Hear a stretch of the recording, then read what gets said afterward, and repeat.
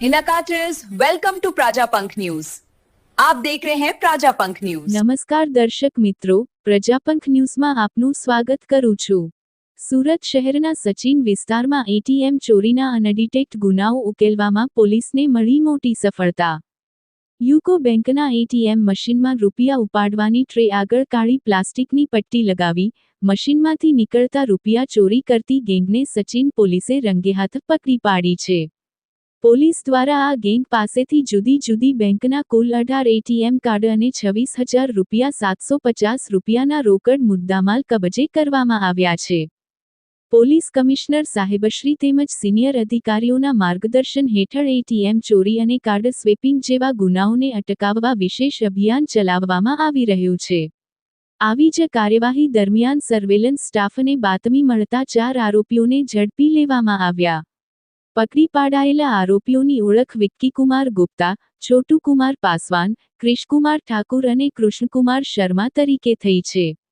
આ તમામ આરોપીઓ એટીએમ ટ્રે પર કાળી પટ્ટી ચોંટાડી ગ્રાહકોને પૈસા ન મળ્યા જેવી પરિસ્થિતિ ઊભી કરતા અને પછી ત્યાં અટવાયેલા નોટો કાઢી ચોરી કરતા હતા।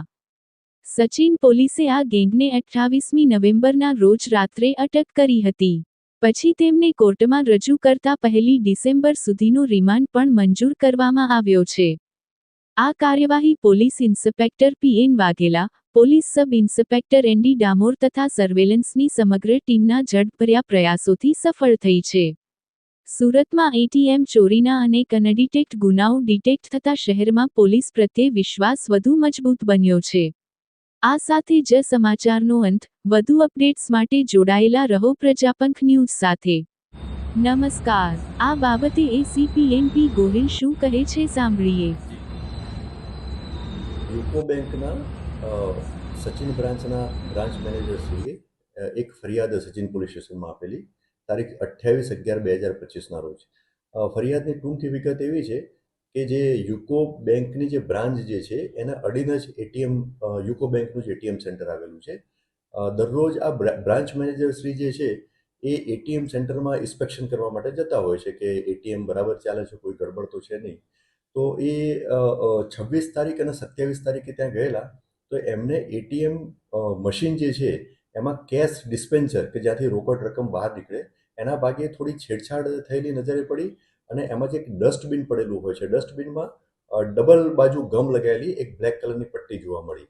એટલે એમણે પછી સીસીટીવી ફૂટેજ ચેક કર્યા। સીસીટીવી ફૂટેજ ચેક કર્યા તો 26 અને 27 તારીખે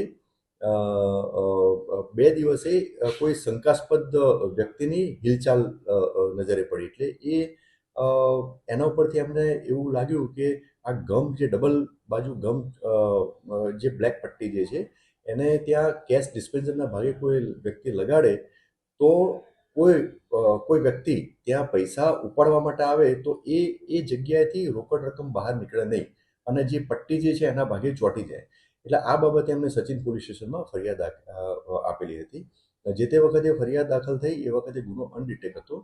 ત્યારબાદ સચિન પોલીસ સ્ટેશન તરફથી આ ગુનાની તપાસ ચાલુ હતી। ડિસ્ટાફના પોલીસ કર્મચારીઓને એક સ્પેસિફિક બાતમી મળી અને યુકો બેંકના જે આ એટીએમ સેન્ટરની બહાર એ વોચમાં ગોઠવાયા। તો વોચ દરમિયાન એમને એક 4 ઈસમો ત્યાં મળી આવેલા અને એમની પ્રાથમિક પૂછપરછ કરવામાં આવી અને જે સીસીટીવી ફૂટેજ જે મળી આવેલા હતા એમાંથી ક્રોસ વેરીફાઈ કરવામાં આવ્યું। તો આ 4 જણ એ આ રીતની મોડસ ઓપરેન્ડીથી ગુનો કરતા હોવાનું કબૂલ કરેલું અને બીજા પણ જે એડિશનલ એવિડન્સ મળી આવ્યા એ આધારે આ 4 આરોપીઓની સચિન પોલીસ સ્ટેશનના આ ગુનાના કામે ધરપકડ કરવામાં આવેલી છે।